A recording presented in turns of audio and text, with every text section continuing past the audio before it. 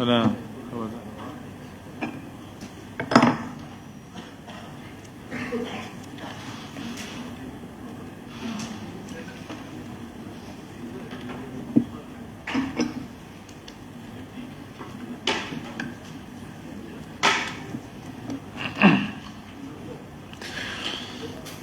أعوذ بالله السميع العليم من الشيطان الرجيم بسم الله الرحمن الرحيم السلام عليكم ورحمة الله وبركاته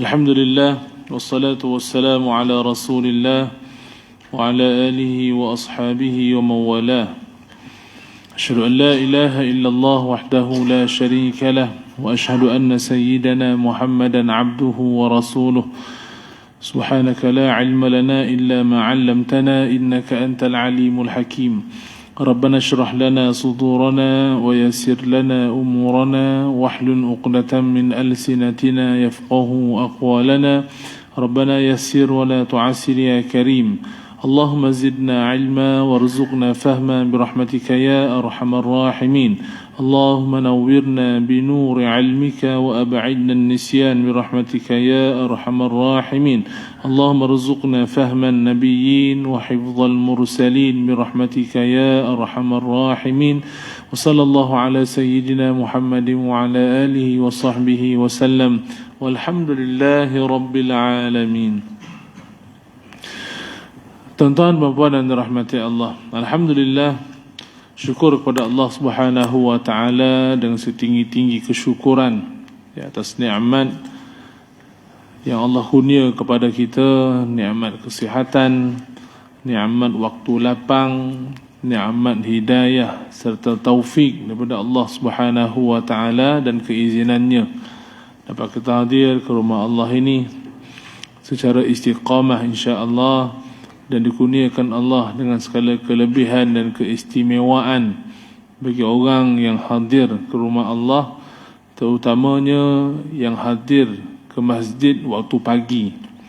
Kerana hadir ke masjid waktu pagi ini banyak cabaran, banyak kepayahan, maka ganjaran juga besar bagi orang yang hadir ke masjid untuk menunaikan salat subuh berjamaah pun pahalanya luar biasa.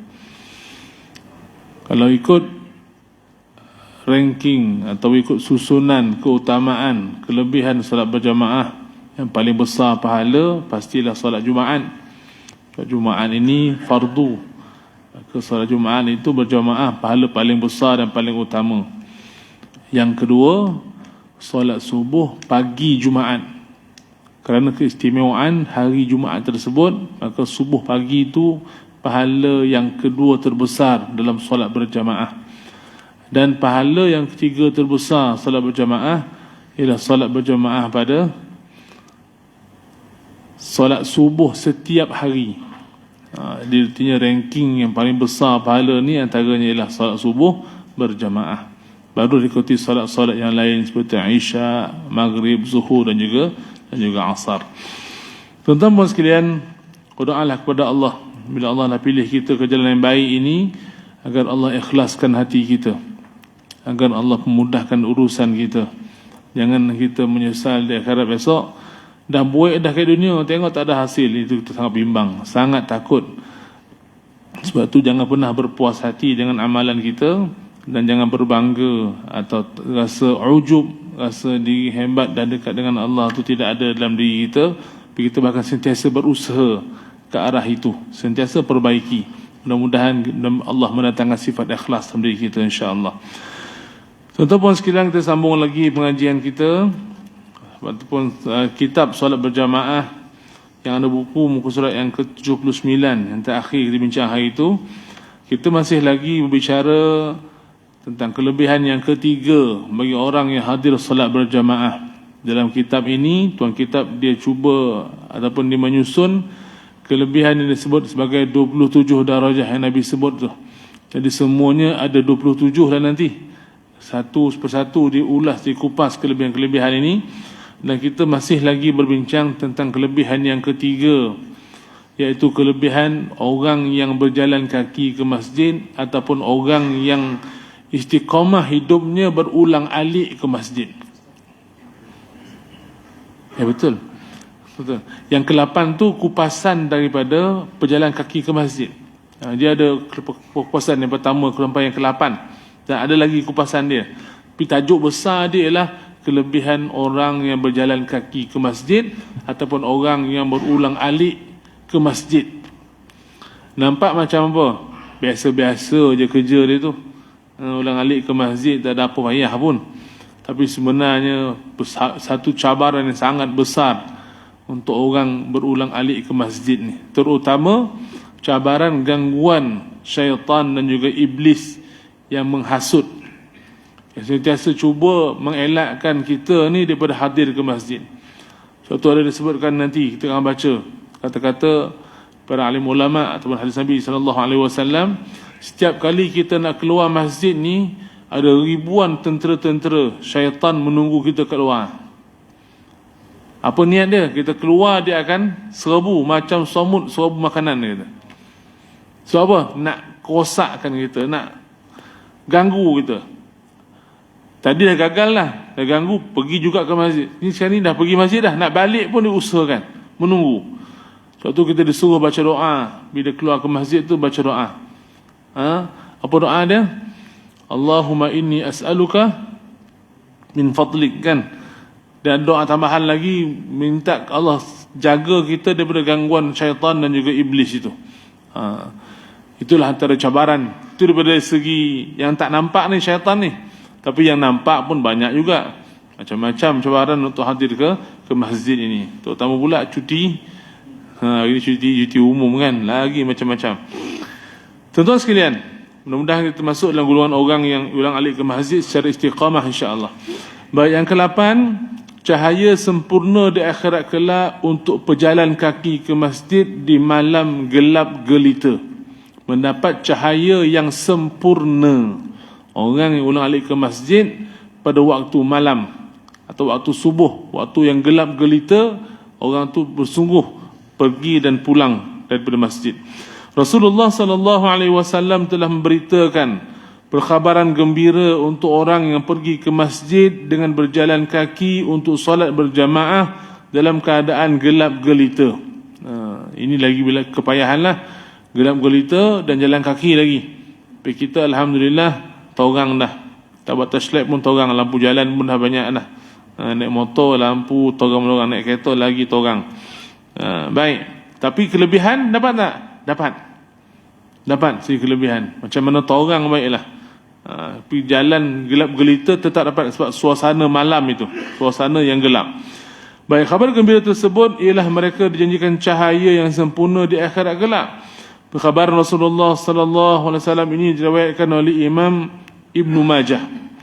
Wa an Sahl bin Sa'ad As-Sa'idi radhiyallahu anhu qala Rasulullah sallallahu alaihi wasallam liyabshirul masya'un fi dhulmi ila al-masjid bi nurit tam yaum al-qiyamah. Daripada Sahal bin Sa'ad As-Sa'idi, katanya suatu hari Rasulullah sallallahu alaihi wasallam telah bersabda, hendaklah bergembira para pejalan kaki ke masjid di waktu malam gelap gelita, kerana dengannya mereka akan diberikan cahaya yang sempurna pada hari kiamat kelak. Ini keistimewaan orang berulang alik ke masjid pada waktu malam atau waktu gelap. Berkata Imam At-Tibi, dalam hadis tadi dinyatakan bahawa mereka yang datang ke masjid untuk solat berjamaah akan diberikan kelebihan dan mendapat cahaya sempurna di akhirat kelak. Apa yang dinyatakan dalam hadis itu sebenarnya ingin memberikan gambaran bahawa muka atau wajah orang mukmin di akhirat kelak akan bercerah, bersinar dan bercahaya hasil dari solat berjamaah 5 waktu sehari semalam dan beristiqamah dengannya. Itu antara istimewanya orang yang hadir ke masjid dikurniakan cahaya, dan cahaya itu datang daripada berseri wajah orang yang berulang alik ke masjid. Itu keistimewaan kurniaan Allah Subhanahu wa taala. Hadis ini bertepatan dengan firman Allah Subhanahu wa taala, nuruhum yas'a baina aydihim wa bi aymanihim yaquluna rabbana atmim lana nurana. Maksudnya cahaya mereka memancar di hadapan dan di sebelah kanan mereka sambil mereka berkata, wahai Tuhan kami, sempurnakanlah bagi kami cahaya kami. Ini keistimewaan kurniaan cahaya oleh Allah Subhanahu wa taala untuk kehidupan kita di akhirat. Dengan cahaya itu mudah-mudahan Allah memudahkan segala urusan perjalanan kita di mahsyar nanti, terutamanya itu kepayahan yang sedang yang dihadapi, kesulitan yang pelbagai, makan masa yang panjang dan sebagainya. Mudah-mudahan Allah memudahkan urusan kita di sana insya-Allah. Dalam konteks ini juga Rasulullah sallallahu alaihi wasallam telah memerintahkan orang yang mengetahui tentang hadis ini supaya menyampaikan berita gembira ini kepada mereka yang istiqamah datang ke masjid untuk solat berjamaah. Artinya dah tahu ilmu ini, sampaikan, bagi tu orang lain. Jadikan modal untuk kita ajak orang ke masjid. Jom ke masjid. Lepas apa ke masjid?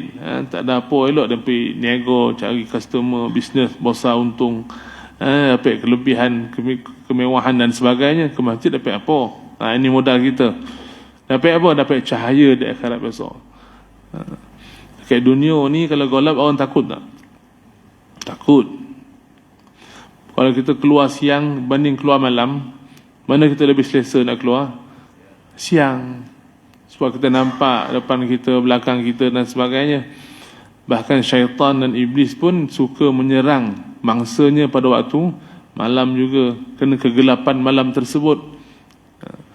Maka ketakutan di alam barzakh, antara kegelapan yang ditakuti oleh orang beriman apa dia?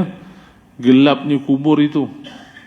Sebab itu kita mengharapkan besok bila masuk ke alam barzakh sana, Allah kurnia kita cahaya terang daripada kegelapan az-zulumat itu. Jadi jadikan modal, kalau nak kubur orang, kalau nak akhirat besok kita ada cahaya kurniaan Allah, dan cahaya itu datang daripada wajah orang yang hadir ke masjid. Kalau tak ada masjid, tak dapat kelebihan ini. Ini kita modal, kita ajak orang, bagi tahu orang lain tentang keistimewaan ini. Baik, Imam Abu Dawud meriwayatkan satu hadis, wa an Buraidah radhiyallahu anhu qala Rasulullah sallallahu alaihi wasallam, basyiril masya'ina fi dhulmi ila al-masjid bin nuri tam yaumal qiyamah. Daripada Buraidah katanya, suatu hari Rasulullah sallallahu alaihi wasallam telah bersabda, sampaikan berita gembira untuk mereka yang berjalan ke masjid untuk solat berjamaah di dalam kegelapan malam, iaitu akan diberikan cahaya yang sempurna di akhirat kelak. Artinya berita gembira ni satu berita yang datang daripada Rasul sallallahu alaihi wasallam, dan Nabi suruh kita tolong sampai kepada yang lain. Ini janji Allah dan janji Rasulnya yang pasti akan berlaku bagi orang yang hadir ke masjid mendapat cahaya yang sempurna di akhirat. Berkata Al-Allamah Abdul Rauf Al-Manawi ketika menghuraikan hadis ini, oleh kerana mereka terpaksa menempuh banyak kesusahan untuk beristiqamah berjalan ke masjid bagi melakukan ketaatan kepada Allah Subhanahu wa taala ketika malam gelap gelita, lantaran itu mereka diberi ganjaran mendapat cahaya yang menyinari bagi mereka di akhirat kelak. Ini antara keistimewaan orang hadir ke masjid. Ingat, kita hadir ke masjid istiqamah ini, berdoa kepada Allah harapan yang tinggi mendapat cahaya di akhirat besok. Yang kesembilan tuan-tuan, untuk orang yang hadir ke masjid juga, yang ulang alik ini, tempat dalam syurga untuk yang ke masjid dan kembali darinya. Ada tempat khas dalam syurga bagi orang yang ulang alik ke masjid. Di antara dalil yang menunjukkan besarnya kelebihan berjalan kaki ke masjid untuk solat berjamaah ialah hadis yang diriwayatkan oleh Imam Bukhari dan Muslim. Wa an Abi Hurairah radhiyallahu anhu anin Nabi sallallahu alaihi wasallam qala, man ghada ila al-masjid wa raha a'adda Allahu lahu nazlah min al-jannah kullama ghada aw raha. Daripada Abu Hurairah radhiyallahu anhu, daripada Nabi sallallahu alaihi wasallam sabdanya, sesiapa yang datang ke masjid untuk solat berjamaah dan kemudian kembali ke rumah darinya, nescaya Allah Taala akan menyediakan suatu tempat untuknya dalam syurga setiap kali dia datang dan pergi ke masjid. Maksudnya apa tuan-tuan? Setiap kali pergi balik, satu tompek. Kemudian esok pergi lagi, atau zuhur pergi lagi, asar pergi lagi. Allah, berapa luas Allah sediakan untuk dia tempat yang istimewa di dalam syurga nanti. Kat dunia ni pun kau dapat tanah sah gembira, tuan kan? Kan senang. Kau dapat tanah pula kawasan bandar, kawasan yang ada kemudahan, kawasan yang ada keistimewaan. Kalau kita sewa kan besok jual balik dengan harga yang mahal, dapat skoping tanah, sah rasa apa? Riang. Kan senang nak dapat tu. Kadang semua hidup dapatlah 2-3 koping tanah. Kau ada duit, kau ada peluang dan sebagainya. Apatah lagi dapat tanah free, lagi suka. Tanah pusaka kan, tiba-tiba ada tanah ayah tengah bandar Seremban. Ada pula orang dah sewa, ada kodai atas dan sebagainya, maka dapat sewaan terus bersih, tak perlu buat apa-apa dah. Ui, lagi kita suka. Itu tanah kat dunia, amat terhad, amat terhad. Tapi tanah di akhirat, dalam syurga Allah yang sangat luas, Allah janjikan setiap kali pergi dan balik mendapat satu kawasan tempat untuk dia. Pergi lagi, tambah lagi. Pergi lagi, tambah lagi. Masya Allah. Mendapat ladang yang begitu luas di akhirat besok bagi orang yang berulang alik ke masjid. Ini khabar gembira. Ini khabar gembira bagi orang yang datang ke masjid untuk salat berjamaah. Suatu kempen salat berjamaah ni kena sungguh-sungguh, tuan-tuan. Kena sungguh-sungguh. Sekarang banyak dah surah masjid sungguh-sungguh menghidupkan program mengajak orang ke masjid hadir solat berjamaah. Makan masa yang panjang. Bukan senang nak pujuk orang datang masjid. Walaupun kita tawarkan duit pun boleh jadi orang tak datang juga. Bukan senang. Bagi allowance pun payah datang juga. Misalkan ni allowance ada dah orang bagi kan? Ada tak masjid bagi allowance? Orang datang ke masjid dapat allowance. Ada. Budak-budak lah. Orang tua tak pakai allowance. Orang tua kena bagi allowance kat masjid, sumbang ke masjid. Budak-budak datang pagi-pagi, ada masjid dah buat dah, bagi RM3 belanja allowance. Setiap hari datang RM3. Allowance untuk kanak-kanak yang hadir sebagai galakan hadir ke masjid. Maka itu antara inisiatif lah untuk ada orang berjamaah di masjid. Sebab orang kadang-kadang janji akhirat ni, janji yang kena berkait dengan iman ni, bukan senang orang nak pegang. Bukan mudah untuk orang nak betul-betul menghayati dan nak rebut peluang tu. Sebab tak nampak janji apa? Janji cahaya di akhirat. Cahaya apa? Cahaya apa? Kelebihan. Tak nampak. Janji mendapat tempat di akhirat besok. Ini semua pun dah tak nampak. Kadang-kadang orang nak tengok benda nampak juga. Jadi mula bagi benda yang nampak dulu. Lama-kelamaan dah makin cinta dan sayang kepada masjid, dia akan mula melihat benda-benda yang tak nampak, yang menuntut kepada keimanannya, kepercayaannya kepada Allah dan Rasul. Inilah namanya percaya kepada Allah dan Rasul ni. Khabar, berita, janji-janji Allah dan Rasulnya, kita beriman dengan dia, kita percaya sepenuhnya dan menghayati. Barulah betul. Mulut kata percaya Rasul, Nabi suruh salat berjamaah, Nabi beritahu kelebihan berjamaah macam ni. Tapi sikit pun tak mendatangkan semangat untuk dia berjamaah. Itu masalah. Jadi kita cuba usahakan, tuan-tuan, menjadi orang yang paling percaya dan orang yang bersungguh-sungguh menyampaikan, dan kita menghayati kelebihan ini. Baik, seterusnya, tuan-tuan, hadis-hadis seperti ini bukan sahaja diriwayatkan oleh Imam Bukhari dan Muslim, juga diriwayatkan oleh imam hadis yang lain seperti Imam Ibnu Khuzaimah dan Imam Ibnu Hibban. Kedua imam ini telah mewujudkan suatu bab khusus mengenai kelebihan yang diperolehi mereka yang datang dan kembali dari masjid untuk solat berjamaah. Artinya ini bab yang besar. Sampai dalam kitab hadisnya ada satu bab khusus cerita tentang hadis-hadis berkenaan orang yang berulang alik ke masjid. Cerita tentang apa? Orang berulang alik ke masjid. Baik, yang ke-10, tuan-tuan, masih lagi berkenaan tentang orang berjalan kaki ke masjid ni. Yang menziarahi masjid adalah tetamu Allah. Ini sangat istimewa. Jadi tetamu Allah. Tetamu orang biasa-biasa pun, sesiapa baiklah yang datang ke rumah seseorang, maka orang itu dituntut untuk apa? Memuliakan tetamunya. Fal yukrim dhaifahu. Nabi kata siapa beriman kepada Allah dari akhirat, maka hendaklah dia memuliakan tetamunya. Artinya tetamu ni adalah orang yang berhak untuk dimuliakan dan satu kewajipan untuk tuan rumah memuliakan tetamu. Dalam apa jua keadaan dia senang ke, dia susah ke, dia miskin berapa kedana ke, bila orang datang ke rumah dia, maka dia kena tunaikan hak tetamu dia untuk dimuliakan. Tak kisahlah sekadar menjadikan tempat duduk atau dengan bermuka manis atau melayan dengan perkataan yang baik. Kalau ada air, kita keluarkan air. Kalau ada kuih, kita keluarkan kuih. Kalau ada tempat yang istimewa, kita bagi dia keistimewaan itu sebagai tetamu.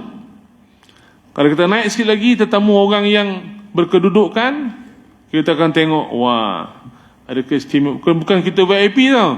Kita pergi jadi tetamu pada rumah orang tua tu VIP. Dia akan bagi apa? Masuk rumah dia tengok, wah, cantik. Kemuliaan melihat satu yang indah. Kemudian silakan duduk tuan, dia kata. Yang ajak kita ni Datuk Seri ke, Tan Sri ke, rumah bos-bosan ni. Kita pun duduk rasa sopan, wui, sadap lembut Jadi masa tu rasa apa? Kita bertamu ke rumah VIP ni rasa lagi seronok dimuliakan. Berbanding kita ziarah rumah orang biasa-biasa, sila duduk tuan, kursi koreh, silap berselo atas lantai, ada laleh sikit. Tapi itulah kemampuan dia untuk muliakan kita. Dah mulia dah tu. Orang naik sikit lagi kita pergi rumah VIP, lagi kita rasa apa? Wah, Masya Allah. Naik atas sikit lagi, kita diundang ke istana, jadi tetamu diraja, nak bagi PMC ke Datuk ke apa kan. Dapat surat dah riang dah, belum pergi lagi. Dapat surat, wah, ini Tuan Besar panggil ni, tetamu diraja gitu ni. Tengok pula bawah dia janjikan dengan apa, ada pingat akan disampaikan. Oh, lagi suka, belum pergi lagi. Nak pergi pula, dibagi sponsor. Siapa yang pernah dapat Datuk tahulah tu. Di sponsor, dapat pakaian untuk pergi, pakaian khas. Tetamu yang dimuliakan, dia raja. Pergi pada hari yang ditentukan, disambut dan kedudukan, masuk istana. Tengok, Masya Allah, istana gah, hebat. Dalam majlis yang sangat hebat, kita dimuliakan. Dipanggil pula nama kita untuk beri kemuliaan. Kita rasa, Masya Allah, hebat. Jadi tetamu, orang VIP, orang hebat, raja-raja. Pergi luar negara pula, dipanggil oleh diraja Saudi ke apa ke, yang lagi hebat ketua negara, lagilah jadi tetamu yang sangat istimewa. Artinya apa? Yang namanya tetamu ini akan dimuliakan. Bayangkan tuan-tuan, yang ke-10 ini kita menjadi tetamu Allah Subhanahu wa taala. Pemilik segala-gala kehebatan. Dialah yang Maha Esa, yang Maha Hebat, yang Maha Agung. Pastilah menjadi tetamu dia jauh lebih istimewa berbanding menjadi tetamu manusia. Di antara dalil yang menyatakan, yang menunjukkan betapa besarnya kelebihan solat berjamaah di masjid ialah hadis yang diriwayatkan oleh Imam Tabarani. Wa an Salman radhiyallahu anhu 'anil Nabi sallallahu alaihi wasallam qala man tawadda'a fi baitihi fa ahsana al-wudu' thumma ata al-masjid fa huwa zairullah wa haqqun 'ala al-mazuri an yukrima az-zair. Daripada Salman radhiyallahu anhu, daripada Nabi sallallahu alaihi wasallam sabdanya, sesiapa yang berwuduk di rumahnya, ini antara syaratlah, lalu dia menyempurnakan sebaik-baiknya wuduk itu, kemudian dia datang ke masjid untuk solat berjamaah, maka dia sebenarnya telah datang untuk menziarahi Allah Ta'ala. Justru itu menjadi tanggungjawab ke atas yang diziarahi menghormati tetamunya. Kita datang ke masjid ni, kita datang solat berjamaah ni, datang ke rumah mana? Nama pun Baitullah, namanya rumah Allah. Jadi kita masuk ke rumah Allah sebagai tetamu Allah, maka Allah akan memuliakan tetamu yang hadir ke rumahnya. Jadi yang memuliakan kita siapa? Allah Subhanahu wa ta'ala. Cuba bayangkan bagaimana hebatnya Allah Ta'ala akan menghormati para tetamunya. Sedangkan Allah Ta'ala sendiri merupakan sebaik-baik yang memberikan kemuliaan kepada hamba-Nya yang soleh. Kenyataan seperti ini bukan hanya datang daripada Rasul sallallahu alaihi wasallam sahaja, tetapi ianya juga telah diulas oleh para sahabatnya. Artinya kelebihan sebagai tetamu Allah datang ke masjid ini bukan Nabi saja sebut, para sahabat pun sebut berulang kali. Nanti kita akan baca beberapa kalam para sahabat yang bagi tahu orang datang ke masjid adalah tetamu Allah. Jadi tetamu Allah lebih jauh istimewa daripada tetamu manusia terhebat dekat dunia, manusia terhad. Apa yang boleh bagi pun, tapi Allah Subhanahu Wa Taala Maha Pengunia, Maha Pengasih, Maha Penyayang, Maha Pemurah, segalanya ada pada Allah. Kita datang pula ke rumahnya dan Allah nak memuliakan tetamunya, maka datanglah ke rumah Allah, hadirlah ke rumah Allah, sebutlah kepada orang, kita ziarah rumah Allah, jadi tetamu Allah. Kita akan mendapat keistimewaan, kelebihan, kebaikan, kebajikan sebagai tetamu Allah Subhanahu wa Ta'ala. Baik, apa dia kalam para sahabat yang menceritakan tentang orang yang datang ke masjid itu adalah tetamu Allah Subhanahu wa Ta'ala. Di antaranya ialah apa yang diriwayatkan oleh Imam Ibnu Al-Mubarak wa an Amr bin Maimun qala kana ashabu Rasulillah sallallahu alaihi wasallam yaqulun inna buyutallah fil ardil masajid wa anna haqqan 'ala Allah an yukrima man zarahu fiha. Daripada Amr bin Maimun katanya, sesungguhnya sahabat-sahabat Rasulullah sallallahu alaihi wasallam pernah menegaskan dalam ucapan mereka, iaitu sesungguhnya rumah-rumah Allah Ta'ala di muka bumi ini ialah masjid-masjid. Justru itu menjadi tanggungjawab ke atas Allah Ta'ala memuliakan mereka yang datang menziarahinya di masjid-masjid. Bagi tahu datang masjid ni tetamu Allah dan Allah memuliakan dia. Suatu saya seru sangat tuan-tuan, kita yang dah datang masjid, yang menguruskan masjid, jadi tetamu yang menjadi tamu Allah yang tetap dah. Kita jadi orang yang berulang-alik ke masjid. Jadi kita faham hadis ini, faham tentang hakikat ini. Orang datang ke masjid adalah tetamu Allah. Janganlah kita bersikap kasar kepada orang yang baru nak berjinak-jinak ke masjid. Jangan kita menjadi orang yang menjauhkan manusia daripada rumah Allah Subhanahu wa Ta'ala. Sedangkan Allah memuliakan kita pula buat sesuatu yang menyusahkan atau menyebabkan orang tak selesa datang ke rumah Allah. Ini masalah besar. Kita tuan rumah jemput orang datang kenduri rumah kita lah. Kita berialah salam orang, muliakan orang, masuk, tunjuk tempat duduk je, apa semualah. Tiba-tiba ada tetamu yang lain yang biasa datang rumah kita ni, macam tuan pula. Dia pula lobby-lobby. Apa duduk sini ni? Belakang. Pula kau makan lauk ni untuk dan orang biasa datang masjid ni, datang majlis ni, kau ambil lain tu. Orang baru datang situ. Kau tahu tak siapa tuan rumah ni? Tak ingat nama. Nama pun kau tak ingat. Nah. Alam masjid. Tanya mana imam, pada imam sebelah tu ya. Kau imam pun tak kenal. Tu semua lah tu. Jangan silap sikit kalau mantau macam ni mandang. Garang orang masjid ni, dia pun tak tahu kenapa dia garang. Jangan silap sikit kalau masjid kojak dahon ni. Wih, mana datang rahmat Allah nanti? Padahal baru keluar ni. Tuan-tuan, jangan jadi orang yang menjauhkan orang lain daripada masjid. Bahkan para imam pun dituntut untuk sangat memahami para jemaah dia. Dia Allah bagi amanah untuk mengetuai solat berjemaah dan sebagainya. Tapi disuruh oleh Nabi SAW untuk memahami para jemaah dia. Ini pun salah satu cara untuk memuliakan tetamu-tetamu Allah ni. Kan Nabi pernah solat, Nabi terdengar suara kanak-kanak menangis. Nabi ringkaskan solat dia. Ada imam yang baca panjang, Bila solat subuh berjamaah, panjanglah. Memang kita suruh panjang subuh sebab waktu dia panjang. Tapi bila kita solat berjamaah bersama jamaah yang ramai, dalam kalangan jemaah tu macam-macam urusan ni. Yang berkojo, yang nak balik kau jaga cucu, yang ambil turn nak balik rumah, kan suami nak pergi kojo lah, macam-macam cerita lah ni.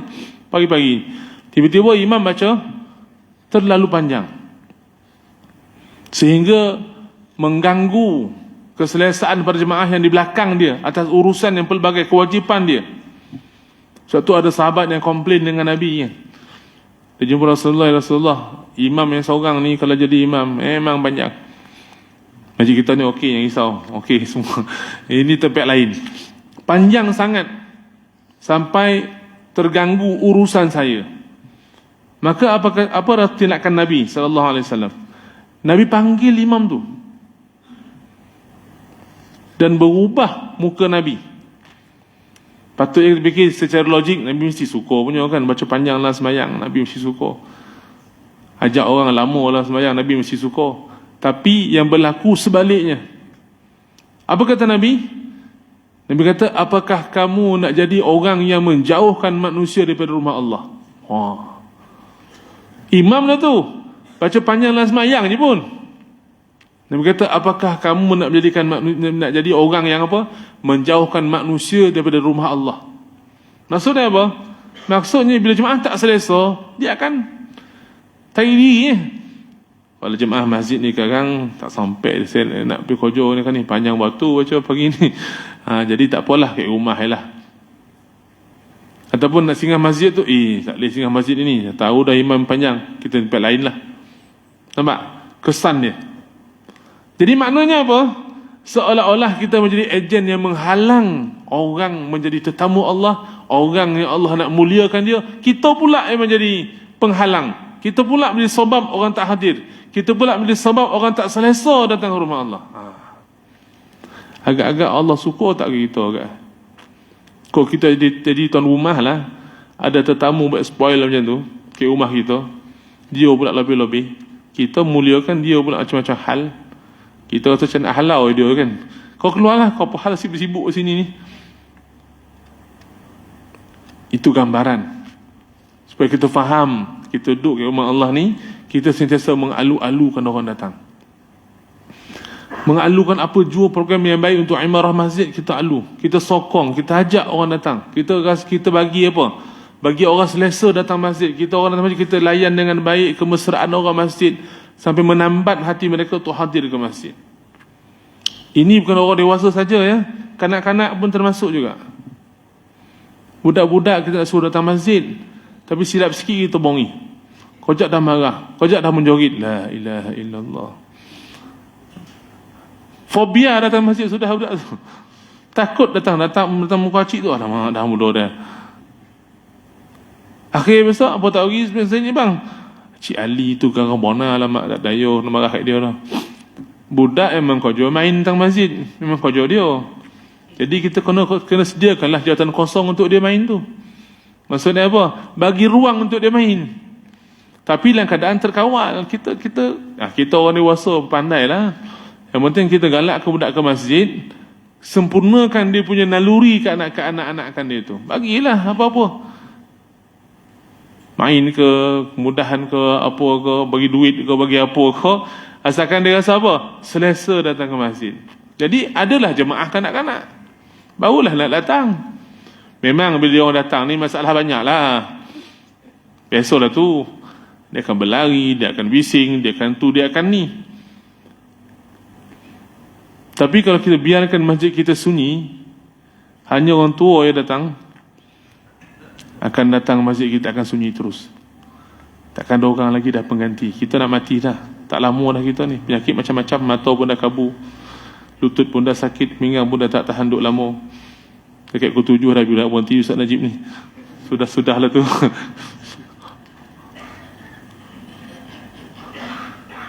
Tuan-tuan, anak-anak kena beri layanan VIP di masjid. Usullah bagi contoh pun. Kita bila buat benda baru ni orang marah. Apalah ustaz ni biarkan budak main bola kat masjid. Apalah ustaz ni bagi ruang budak-budak ni bising, lari-lari apa semua. Kalau dalam jiwa anak kita tak dimasukkan elemen namanya masjid dalam hati dia, dah besar besok dalam kepala dia tak ada masjid. Tapi masa dia kecil, kita layan dia di masjid. Dia tak semayang kau, dia main kau, dia apa kau, tapi dia suka datang masjid sebab apa? Bukan nak semayang, nak main bola ke masjid. Dia suka datang masjid sebab apa? Di masjid ada makan. Anak saya malam Jumaat wajib hadir masjid. Tak bagi pun nak datang juga. Sebab apa? Ada makan bah. Kalau saya ngajar kat surau luar, dekat mana-mana tempat yang ada jamuan hari saya ngajar tu, dia akan tanya, abah ngajar kat surau tu ada makan tak? Ada. Okey, ikut abah lah. Masjid tak ada makan malam ni gua. Tengok. Bukan budak yang suka makan dah, orang tua pun sama. Jadi itu cara untuk kita nak menarik orang ke masjid. Jadi orang dewasa, kanak-kanak atau siapa sahaja datang masjid, kita alu-alukan dan kita buat sesuatu yang membuatkan mereka ni rasa selesa datang ke masjid, maka itulah antara ganjaran kita akan dapat. Selain kita menjadi tetamu Allah, kita ajak orang lain pula datang ke masjid jadi tamu Allah juga, supaya mendapat kelebihan yang istimewa sebagai tetamu Allah. Tuan-tuan sekalian, kita habiskan sikit lagi. Ada dua hadis yang sama makna, jadi saya baca sajalah. Imam Ibnu Abi Shaybah telah meriwayatkan juga hadis yang berbunyi, wa an Amru bin Maimun an Umar radhiyallahu anhu qala, al masajidu buyutullahi fil ard wa haqqun 'alal mazuri an yukrima zairah.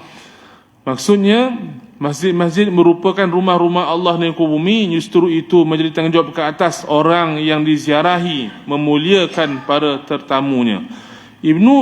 Imam Ibn Abi Shaybah juga meriwayatkan daripada Salman radhiyallahu anhu katanya, wa an Salman radhiyallahu anhu qala, man tawadda'a fa ahsana al-wudu' thumma ata al-masjid li yusalli fihi kana za'ira Allah wa haqqun 'ala al-mazuri an yukrima za'irah.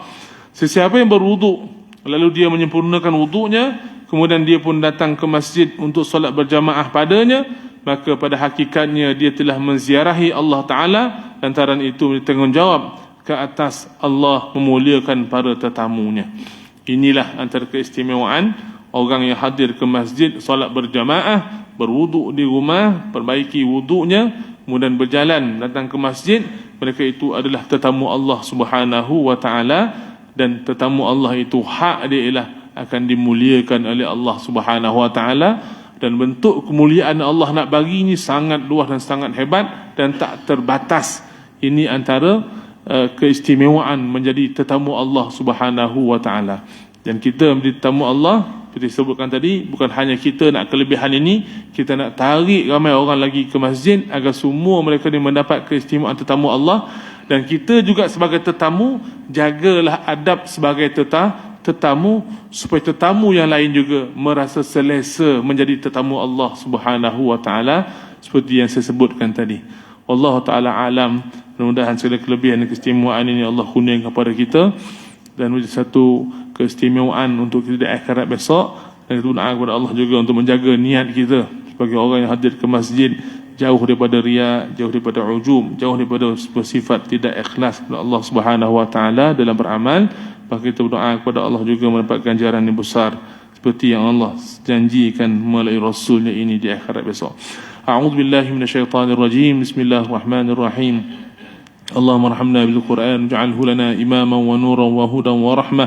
اللهم ذكرنا منه ما نسينا وعلمنا منه ما جهلنا وارزقنا تلاوته آناء الليل وأطراف النهار واجعله لنا حجة يا رب العالمين.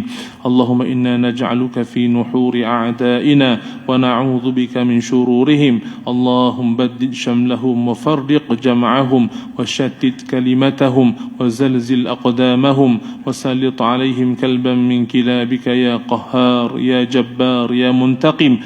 اللهم يا منزل الكتاب ويا مجري السحاب ويا هازم الأحزاب اهزمهم اهزمهم اهزمهم وانصرنا عليهم. وصلى الله على سيدنا محمد وعلى آله وصحبه وبارك وسلم والحمد لله رب العالمين. تقبل الله منكم.